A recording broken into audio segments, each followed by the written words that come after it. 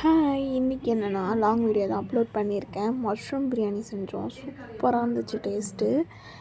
இது வந்து பார்த்திங்கன்னா ஒரு 3 பேர் சாப்பிட்ற அளவுக்கு 1.5 அழாக்கு அரிசி, 2 வெங்காயம், 2 தக்காளி, 4 பச்சை மிளகா, 1 கைப்பிடி அளவு புதினா, 2 ஸ்பூன் இஞ்சி பூண்டு பேஸ்ட்டு, அதுக்கப்புறம் 2 பட்டை, 4 கிராம்பு, 2 ஏலக்காய் அந்த மாதிரி எடுத்துக்கோங்க.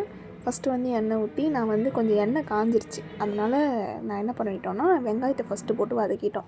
அதுக்கப்புறமேட்டுக்கு இந்த மசாலாலாம் பிரியாணி இலை, பட்டை, கிராம்பு, ஏலக்காய் அதையும் போட்டு வதக்கிட்டு அதுக்கப்புறமேட்டுக்கு கொஞ்சம் இதுவான பிறகு தக்காளி, புதினா, பச்சை மிளகா 3த்தையும் ஒன்றா போட்டு வதக்கிக்கோங்க.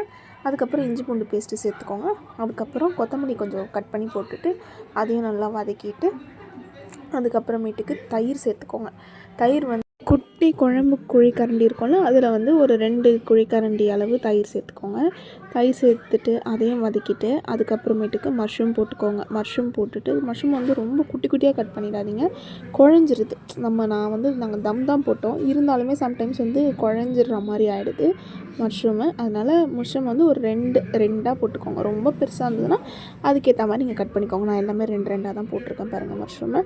அதேமாதிரி மஷ்ரூம் வந்து கொஞ்சம் ஸ்மெல் வர மாதிரி இருக்கும், நீச்சு வடை வர மாதிரி இருக்கும்.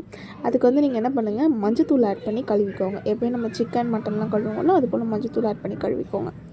கழுவிட்டு அதுக்கப்புறம் நம்ம இது சேர்த்துட்டோமா, மஷ்ரூம் சேர்த்துட்டு அதுக்கப்புறம் வெறும் மிளகாத்தூள் ஆட் பண்ணிக்கோங்க. அதுக்கப்புறம் தேவையான அளவு உப்பு போட்டுக்கோங்க. உப்பு போட்டு கொஞ்சம் நேரம் அப்படியே மூடி போட்டு வச்சுடுங்க. அதுக்கப்புறம் அதுலேயே தண்ணி வரும், எவ்வளோ தண்ணி இருக்குது அப்படின்றத அளவு பார்த்துக்கோங்க.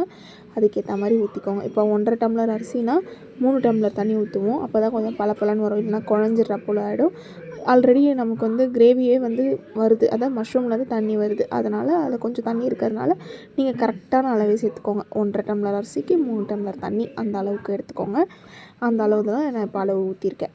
அதை ஊற்றிட்டு நல்லா கொதி வந்ததும் அரிசியை போட்டுட்டு அதுக்கப்புறம் நாங்கள் எப்போயுமே விசில் போட மாட்டோம். நான் தான் விசில் போடுவேன். தக்காளி சாதம் அந்த மாதிரினா விசில் போட்டுக்கலாம். இதை நம்ம பாஸ்மதி ரைஸில் செய்கிறதுனால தம் போட்டு இறக்குனா கொஞ்சம் பளபளன்னு இருக்கும். அதனால் விசில் போடல, அப்படியே எடுத்து செஞ்சாச்சு. நீங்களும் இதே மாதிரி ட்ரை பண்ணி பாருங்கள். வீடியோ பிடிச்சதா லைக் பண்ணிவிடுங்க, சப்ஸ்கிரைப் பண்ணிவிடுங்க, மறந்துடாதீங்க.